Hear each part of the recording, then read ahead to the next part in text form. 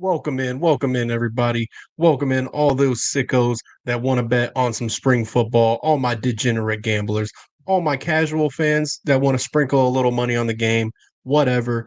Welcome to Sink or Swim, your gambling show from the United Football Media Group. I am your host, Brandon, aka the Captain.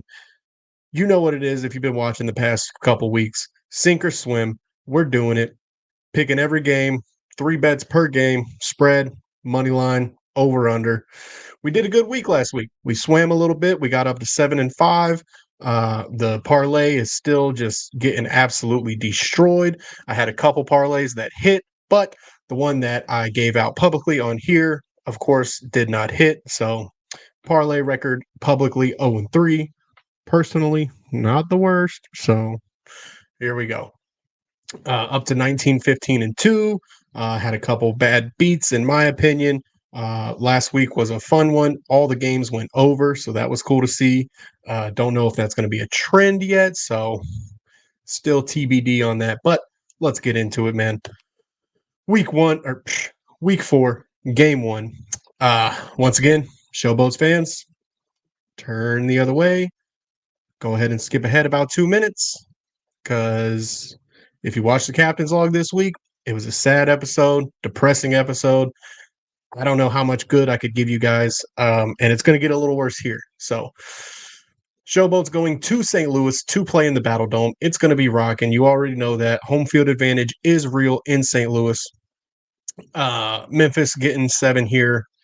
I do think we can keep it close enough to cover 7. The Showboats are 2-1 against the spread this year, so hoping we can go 3-1 and keep this one close. The Battlehawks are going to win this thing outright, no problem. They're getting Ja'Cour Pearson back. It looks like they're getting Mike Rose back. It looks like so they're going to be healthy, having a few guys back that haven't seen the field in a couple weeks. Ja'Cour Pearson hasn't seen the field at all this season. Huge pickup for them in the offseason that everyone was super excited about. So AJ McCarron is going to have another weapon that we're going to have to defend. The Memphis Showboats injury report looking a little rough. Darius Victor still banged up. David Davis banged up. On the defense, they got 2 corners that did not participate in practice the past couple days. So not looking good to defend all those Battlehawks weapons, but I do think our defense is good enough to hold this to a 7-point game. Give me Memphis +7. I think it's going to go under. More of a grimy game. If anything, St. Louis will hit the over on their own if it goes into an over game. I don't think we're going to be scoring too many points in Memphis. The Showboats. Sorry, I keep saying we because I cover them, but like I said, man, Memphis +7. That's more of a hopeful thing. I do think the Battlehawks probably do win by more than 7, especially with Ja'Cour Pearson coming back and Mike Rose over on the defense. And Memphis's injuries compared to St. Louis, where St. Louis is looking to get back to full strength, and Memphis is looking like they're just an injury bug has hit them recently. So, next game of the week, we got the DC Defenders at Birmingham Stallions. This game has started out at like Stallions -7, and just every day that minus has gone up and up and up. Nobody is counting on the DC Defenders to really be in this game. The DC Defenders offensive line is pretty bad. I think they're a 1 notch, maybe 2 notches above the Houston Roughnecks offensive line. So somewhere in that bottom tier, right there with the Showboats, Defenders, Showboats, Roughnecks. That's your top 3 worst offensive lines in the UFL right now. Teamu is going to be running for his life back there. I don't like -9 for the Stallions. These numbers just keep going up and up and up. But the Stallions are 3-0. They're 3-0 against the spread. They've always been a covering machine. So until they prove me otherwise, it is Stallions -9. I do like the over 47 in this one. The Stallions could get that on their own, kind of like the Battlehawks. Skip Holtz likes to run up that scoreboard, likes to get his boys on offense buzzing, have the team feeling good. I think DC can put up a few points here against that stout Birmingham Stallions defense. Their field goal kicker, McCrane, is pretty damn good. So if they get in the 50 to 55-yard field goal range, I think even up to like 60. I think the dude hit like a 58, 59-yarder this week that still had some room to grow. So defenders will put up some points in this one. Ultimately, Stallions will definitely win this one. I like the over 47. Stallions -9. I'm kind of iffy. If you like the defenders, definitely take the defenders +9. That's pretty decent point swing right there. That's a touchdown and a 3-point conversion. Um, so I like Stallions -9. Like I said, until they prove us otherwise, right?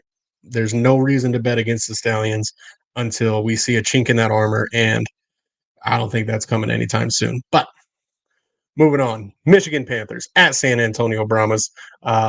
This game and the last game, the Birmingham Stallions Defenders game, is going to be on Fox at 7 p.m. Same time. It's a regional game. It looks like the West Coast is getting Panthers at Brahmas, and the majority of the East Coast is getting Stallions and Defenders. Yes, we all know this is a terrible decision. This is a stupid decision. It's dumb. It's dumb. Everybody knows it's dumb. I don't need to beat that into your head anymore. 2 games at the same time is ridiculous. But with the merger and everything happening so fast, you assume they couldn't get a time slot on Sunday. I assume the league doesn't want to do this going forward. You only got 4 games a week. There's no need for 2 of them to be on at the same time. That's just ridiculous. So moving on to this game, Michigan Panthers going to the Alamo Dome, taking on the San Antonio Brahmas, who just lost their quarterbacks, Chase Garbers. Backup quarterback is going to be Quentin Dormady, who will be coming in this week for him to start. Quentin was with the Orlando Guardians in the XFL last year. Didn't really get a fair shot. You might have heard about him because he made a couple headlines about allegedly leaking a playbook.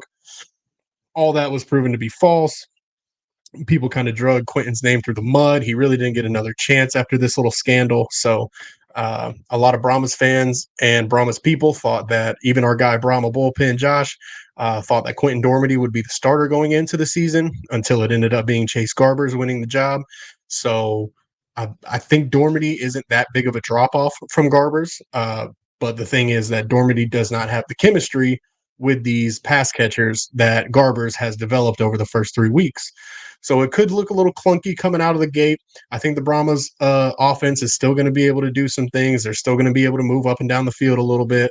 Not too much because this Michigan Panthers defense is top 3 in the league, maybe top 2 in the league.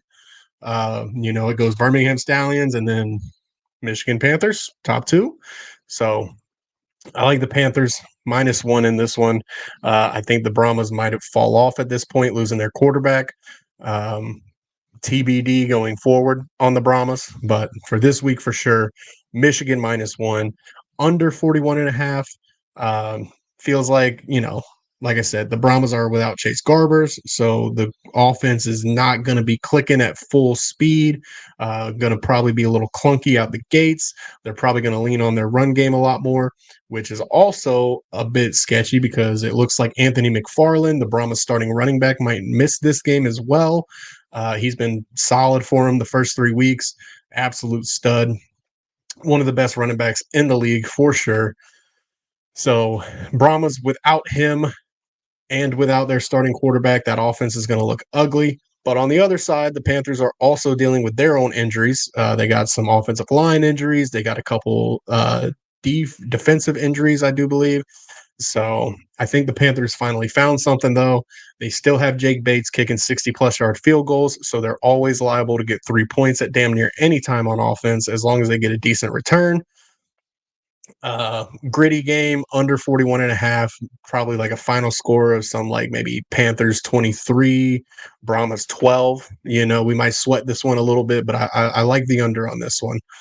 Michigan money line, obviously. If we think Michigan's going to win by 1, we're thinking they're going to win. So like the Michigan money line a lot on this one, like the Michigan -1 a lot on this one, and I'm confident in the under 41.5 on this one. So last game of the week is going to be on Sunday. Arlington Renegades at the Houston Roughnecks.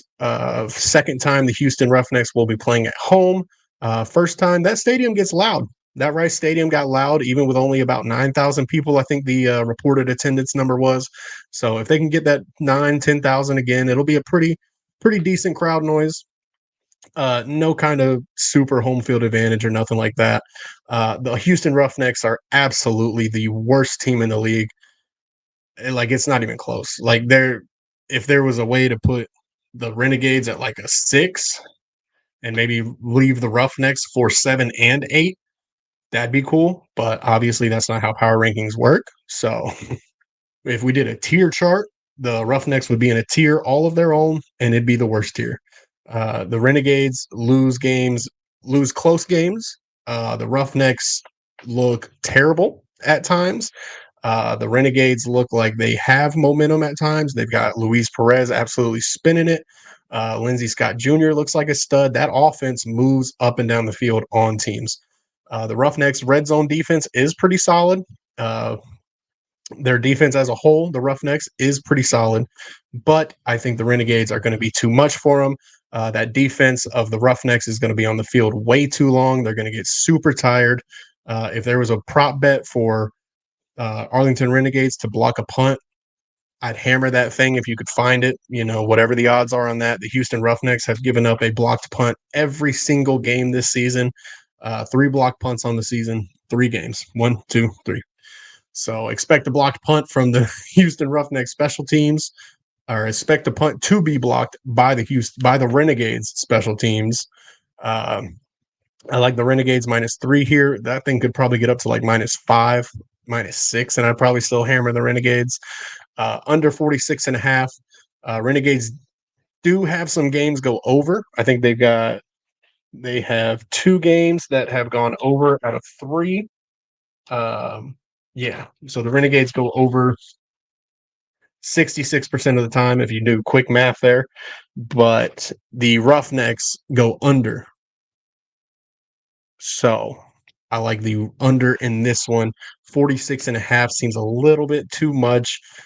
This is another one like that Michigan Brahmas game, maybe like a Renegades 26, Roughnecks about 10, 12.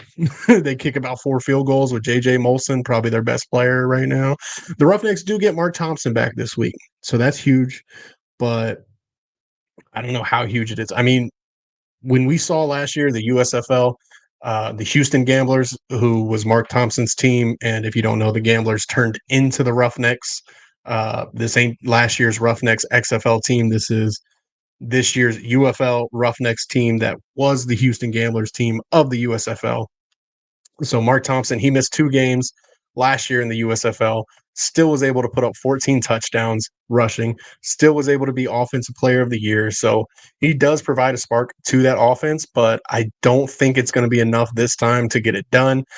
Maybe if they were playing in week 5 or week 6 and Mark Thompson had been back for a couple weeks in the offense, I'd feel a little bit more hesitant, but I like the Renegades here. Easy money, -3, under 46.5.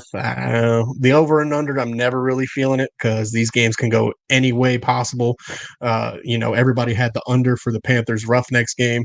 That thing got blown out of the water by about the 3rd quarter. So, and it's always a little more fun to bet over, isn't it?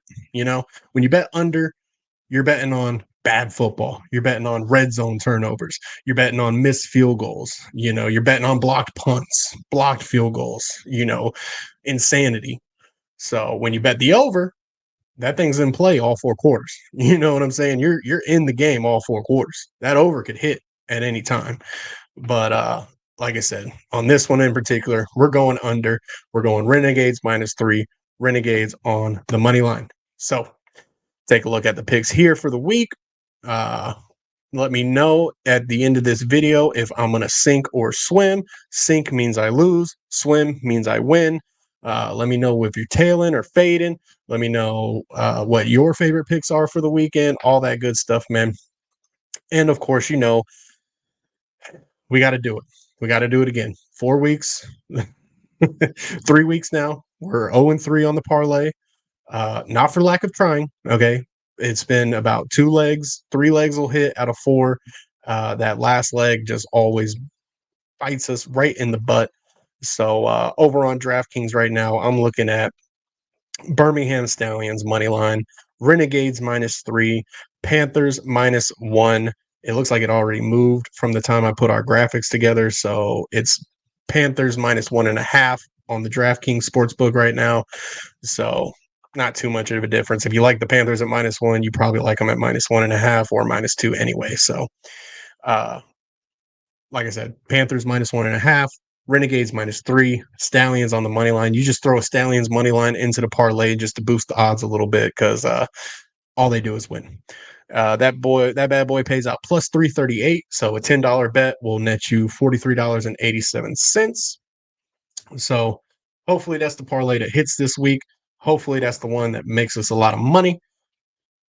I'm about to get out of here, hoping for a good week of bets, hoping everybody wins every single bet they put in.